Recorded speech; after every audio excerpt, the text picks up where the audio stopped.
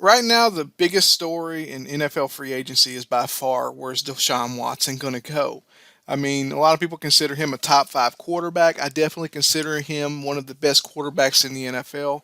Even though we didn't get to see him play last year, I don't think the drop off is going to be enough to really diminish his value to a lot of these franchises. And now a lot of NFL teams are really kind of scrummaging and trying to get into this bidding war, as it were, to try to get a hold of Deshaun Watson, who is by far the best quarterback on the market. Russell Wilson, he's gone. He's with the Broncos now. Aaron Rodgers is back with Green Bay. You know, these quarterbacks are kind of finding their places, and he's really the big mega deal out there for somebody to go get. And it's so rare in the history of the NFL to find a quarterback this good, arguably in the prime of his career, available and healthy to come in and help your franchise. Because as we've seen, a true franchise quarterback, a true top five quarterback, can really make or break your franchise. It can take you to that next level. It can give you an opportunity to win a Super Bowl. It can make up for a lot of other ills around your team. And so a lot of teams are really going all in to try to get Deshaun Watson. And I think that that's rightfully so. So what we're going to do now is we're just going to take a few minutes and look at the four teams that have been reported as kind of being the biggest contenders in the race to get Deshaun Watson and kind of figure out where their fit would be and does it make sense to go get him. In all these cases, I'm just going to go ahead and say blanketly, he's going to be an upgrade. He's going to be an upgrade significantly on your team. And that's not to take away from quarterbacks on any of these teams. That's just to say that Deshaun Watson is just that good. Then when he walks in, he's one of those quarterbacks that changes a football team and their prospects. With that said, I do want to remind people, though, because his value is really high right now. I do want to bring people back down to earth just a little bit and say that this quarterback is not a rookie quarterback. We have a body of work to judge him by, and while his play has been great over that body of work, let's be honest. How many times were the Houston Texans a true Super Bowl contending team with him at the helm? Having him as your quarterback does not guarantee you're going to be playing for Super Bowls. It increases the likelihood, but it doesn't guarantee it. And some of those Houston Texans teams were pretty good. You know, he had pretty good receivers, has some good defensive pieces around him.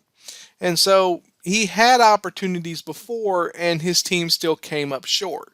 So let's not pretend like that I put him on any team in the NFL and automatically there's a Super Bowl roster. If that was true, then that would have been true for the Houston Texans, and it just wasn't. But he is a significant upgrade unless you have on your team an Aaron Rodgers or a Tom Brady or a Russell Wilson. Unless you have one of those guys or a Patrick Mahomes or a Josh Allen, this is your guy. But now keep that in mind. That means that he's not right now, as much as we like to think of him as it, I wouldn't put him as a top five quarterback in the NFL. And I know I'm going to take some heat from that. I know a lot of people is going to go, oh my goodness, how could you? But think about the quarterbacks that I would put above him. Patrick Mahomes. Already, people want to down him because he didn't win the Super Bowl. But in his young career, he's an NFL MVP. He's a Super Bowl MVP, and he has a ring. I would put Tom Brady above him on that list. Tom Brady, the greatest football player to ever play the game. Can elevate any team. He's a guy you can put on any roster and they have a shot. I'm not saying they're winning the championship, but they got a shot with Tom Brady. So I'd put him above Deshaun Watson. I would put Russell Wilson above him. Again, another guy that has a ring, has proven if he has the talent around him, he can get it done, and is just an amazing talent in this league. I think Josh Allen, I would probably take above Deshaun Watson.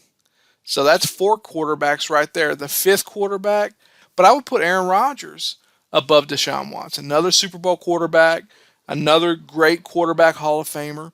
And so that right there is five quarterbacks, and Patrick Mahomes, Tom Brady, Aaron Rodgers, Josh Allen, and Russell Wilson that I would take above Deshaun Watson.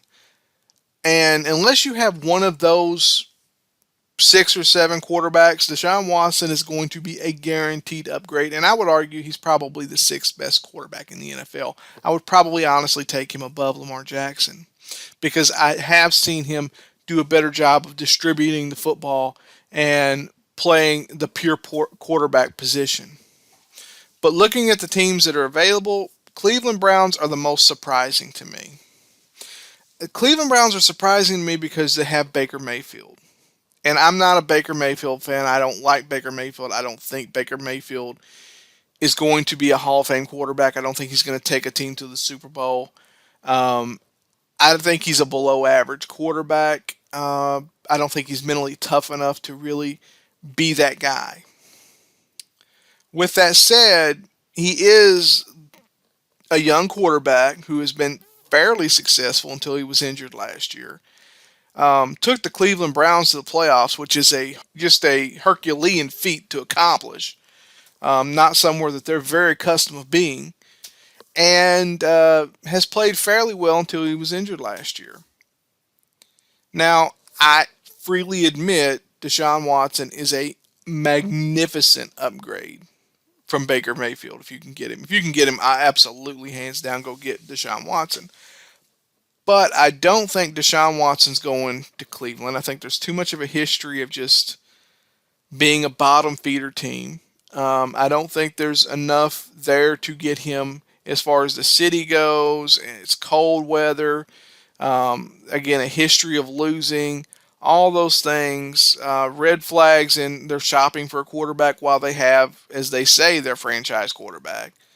All those things kind of ring in my mind that that's not where he's going. And so, what are you really accomplishing by bringing him in, talking about it, discussing the opportunity with Deshaun Watson? All you're doing is alienating your Baker Mayfield, your current quarterback, your quarterback supposedly the future. And I know Deshaun Watson is this huge upgrade, but what you're missing is the old adage, a bird in the hand's worth two in the bush. Two in the bush is a better deal. You want those two birds, but hey, I got this one in my hand. I'm probably not going to get these two in the bush. They're probably going to fly away. Deshaun Watson is going to fly away. He's not going to Cleveland, in my opinion. And so you're going to be stuck with nothing because that bird in the hand's also going to fly away because now you've alienated him. And if he doesn't fly away, if he does play with you, I don't think he's mentally tough to handle it, other than maybe using it as fuel to make him feel like he's undervalued because he does seem to play better when people are doubting him. But then when it comes time to do his contract and things, you not think that this is going to be in the back of his head. You know, you didn't even want me. You was going and looking for somebody else. And so I think what they're really doing is destroying the future of their franchise by alienating the quarterback that you got who you think could be that franchise guy, which is what Cleveland Browns is saying, not me. And also not getting this great quarterback that could really change the stars for your franchise. And so I just think it's a huge mistake for them to do this, but it seems to be the direction that they're going in. The Atlanta Falcons, I don't think are serious contenders. And the reason I don't is because the cap hit is so enormous already with Matt Ryan, an aging quarterback. And while, again, Deshaun Watson would be a huge upgrade, you couldn't afford to have both those quarterbacks on your roster at the same time. You can't give up $75 million of a little over $200 million salary cap to one position, even if it is quarterback. Can you unload that deal, maybe make a trade and get rid of Matt Ryan? Possibly, but he has no trade clause. So you have to find a willing partner to pay him that kind of money in a city he's willing to be traded to.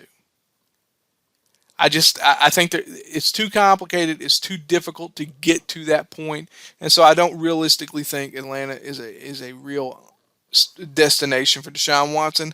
I think if anything, Atlanta is doing it because Deshaun had his people reach out to them because he's from Atlanta, and they're doing it as a courtesy, and also I think they see it as possibly being able to drive up the price for Carolina and the Saints, who are both in their division. And if they can do that, then they're taking players or the ability of those teams to get better in the future away from them. And so I think that's really what Atlanta's in it for. I think the Saints are interesting. The Saints offer a lot of things that Deshaun Watson should be happy to get a hold of. You have a team that just retired a Hall of Fame quarterback in Drew Brees. You'd be replacing him with a Hall of Fame potential quarterback, a guy that has all the tools he needs to be that someday. You have an offensive-minded team, at least in recent history, that really focuses on the pass game and would allow him to use his talents and put up big numbers and showcase his skill set.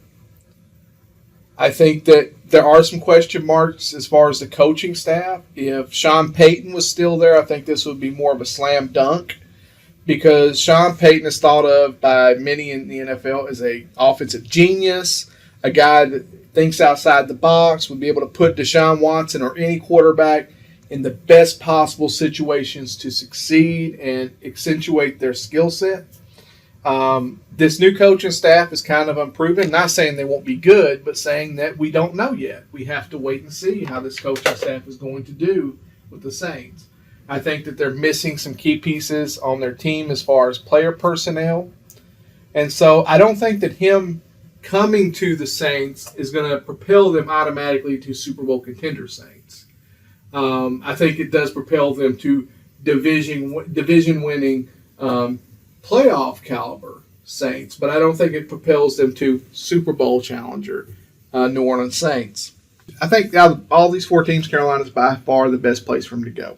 And I'm not saying that because I'm a fanboy of Carolina, although I am. I'm an ultimate Carolina Panthers fan. But there's a lot of real reasons why I think that Carolina is the best opportunity for Deshaun Watson out of these four teams. Number one is there are offensive pieces around him that can accentuate his skill set and allow him to play at a very high level and maybe even contend for a championship. Christian McCaffrey is, in my opinion, the best pass-catching running back in the NFL. I think he's so good that they really need to move him to slot and not run him as much because he's getting injured a little bit too much, and you kind of want to prolong his career instead of shorten it. But he would be an amazing piece for Deshaun Watson to use to really highlight his skill set. DJ Moore, I think he would explode onto the scene with a quarterback the caliber of Deshaun Watson. I think Deshaun Watson could take him to that next level.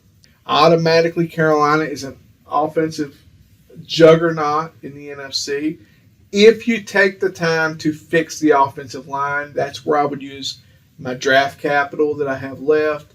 That's where I would focus on free agency going forward, is really trying to address that offensive line, because you don't want to pay all this money, get Deshaun Watson in there and get him hurt. And if I'm Deshaun Watson, I played for a very poor offensive line with the Texans. I really don't want to run for my life the rest of my career in the NFL. And so one of the things I'm going to be looking for when I'm going and talking to these teams is, what does your offensive line look like, and what are you going to do to make it better? And so if I'm Carolina, I'm going to make some concessions to him in our meeting, and I'm going to say, this is how we're going to improve our offensive line. This is how we're going to protect you. Because here are the weapons you already have around you if you come here to make this thing a Super Bowl contending team.